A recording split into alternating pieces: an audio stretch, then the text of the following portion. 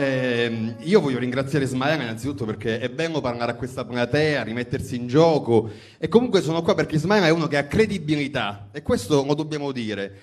Chi ha fatto politica, io sono stato deputato, sa benissimo che quando uno viene eletto, se vuole, può diventare sistemico e rimanere lì a vita. Basta fare la scelta di comodo, però poi comincia a tradire chi ti ha eletto e questo Ismaele non l'ha fatto ed è questo il motivo per cui merita la nostra fiducia.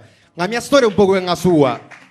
Io sono stato espulso dal mio partito in 24 ore, non importa insomma che il fatto di essere stato uno dei membri più attivi della componente bilancio, di essere stato il relatore di una finanziaria, di avere creato, e questo ne sono orgoglioso, la misura Resto Sud aumentando del 50% il fondo perduto con cui si può accedere ad un finanziamento, quindi portando milioni di euro nella nostra Sicilia. Però il 24 ore sono stato espulso perché non ho dato la mia fiducia a un governo Draghi, il governo delle banche, il governo che voleva aprire le centrali a carbone in Sicilia, il governo che insieme al centrodestra ha distrutto con la riforma Cartabia la giustizia, garantendo impunità a tutti i criminali d'Italia. Perché dico questa roba qui? Poi loro hanno chiesto scusa di essere entrati nel governo Draghi, ma non mi hanno mai chiamato per dirmi che avevo fatto bene. Ma io oggi sono qua per raccontare una storia che queste scelte di coraggio, quindi fare una cosa giusta e non quella più conveniente, sono le scelte più importanti della vita, dell'esistenza, sono quelle che ti permettono di andare a letto orgoglioso, guardandoti nello specchio, dormendo tranquillo e di farti anche riconoscere una certa credibilità da parte della gente, che è una cosa più bella, immagino. Allora oggi noi siamo in una situazione di crisi totale, abbiamo una crisi di emigrazione siciliana che fa paura, 600.000 siciliani se ne sono andati via negli ultimi 10 anni e tra infrastrutture e sanità siamo veramente gli ultimi.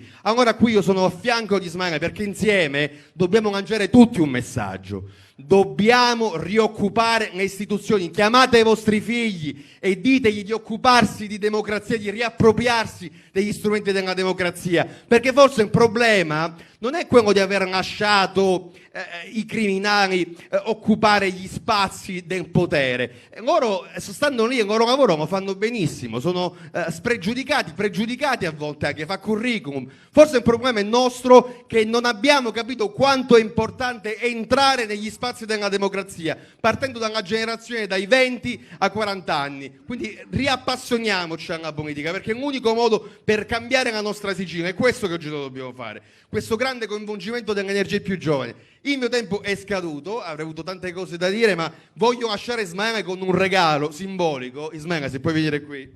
Questo è un messaggio nato nel 1971 e oggi noi ce lo diamo come una staffetta e che sia di buon auspicio per te. Prendilo. Che sia di buon auspicio per te, per il movimento e Imagine di John Lennon, perché oggi il nostro sogno deve essere immaginare e realizzare una Sicilia diversa.